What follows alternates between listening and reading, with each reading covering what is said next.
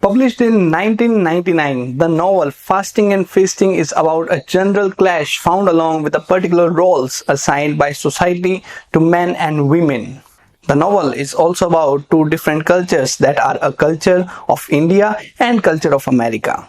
And yes, the novel was shortlisted for the Booker Prize Award winner in 1999. And it was all decided that Anita Desai would win the Booker Prize. But something happened and it was disgraced by J.M. Coetzee that won the Booker of 1999.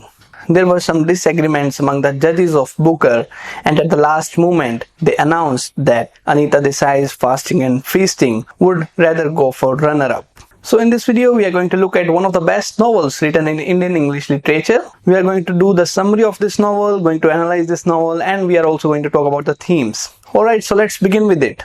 So the narrator of this story is Uma, and she narrates the complete story by going forward and flashbacking in between. She is the eldest daughter and she often ponders over her parents' partnership and individuality before and after marriage. She tells the readers how her mama and papa has changed so far by recalling the days when she was a bit younger. She concludes that her parents are no longer romantically involved. Moreover, her mom is always following his father's command. Her dad is said to be throwing tantrums at everyone because he is a male. He is always angry and impatient. He expects too high from her brother Arun and forces him to restlessly study and play. He does not care about the emotional needs that his family wants.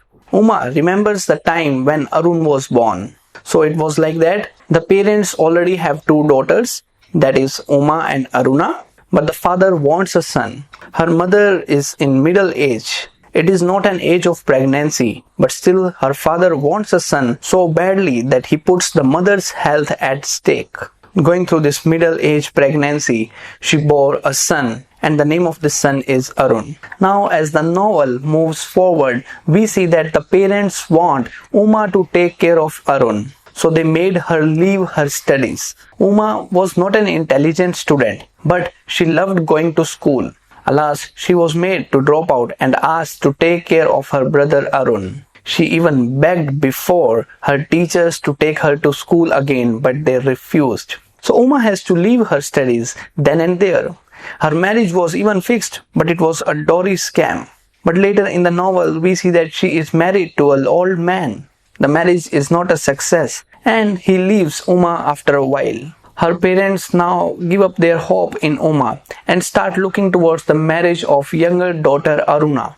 Aruna marries off to a rich man and she becomes prideful. So you see, the novel also tells how women become prideful after marrying a rich man.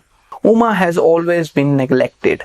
Gender discrimination is the key to the story Fasting and Feasting. Mama and Papa gave everything that Arun needed, and even what he did not need. Nothing for Uma and Aruna. The two daughters were not even treated the same way.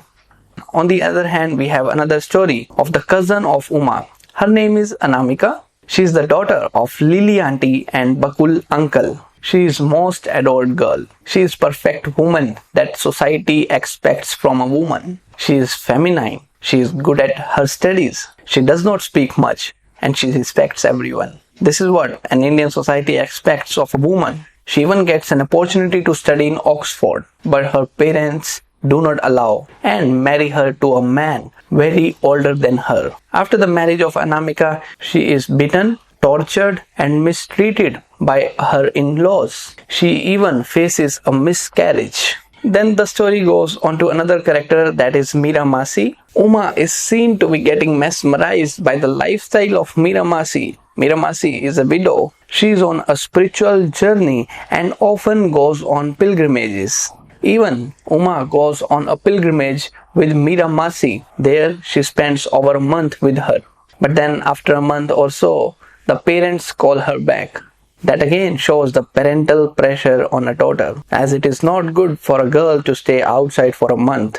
And as this incident happens, there comes the news that her cousin Anamika was burnt alive. She was burnt using kerosene outside her sasural. We don't know whether it is a suicide or murder, but it seems like the in-laws have murdered her.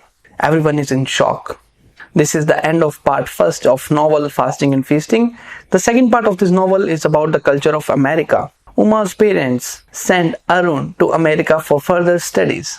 During the summer holidays, he spent time with an American family of Mr. and Mrs. Patton. He finds that Mr. Patton is as dominant as his father. He is often angry and impatient, and Mrs. Patton, being a woman, is dominated by her husband. Patriarchal system prevails all over the world, be it America or India. Arun also understands the difference between the two cultures. He feels lost in America. He is unable to define the excessive consumerist behavior of Americans. He dislikes American food and the way they cook the food. Mr. and Mrs. Patton have a daughter, Milan, and son, Rod. But nothing seems like a family among them. The family is shattered. There is no nourishing love or warmth. It does not look like a genuine community. There is no bonding among them.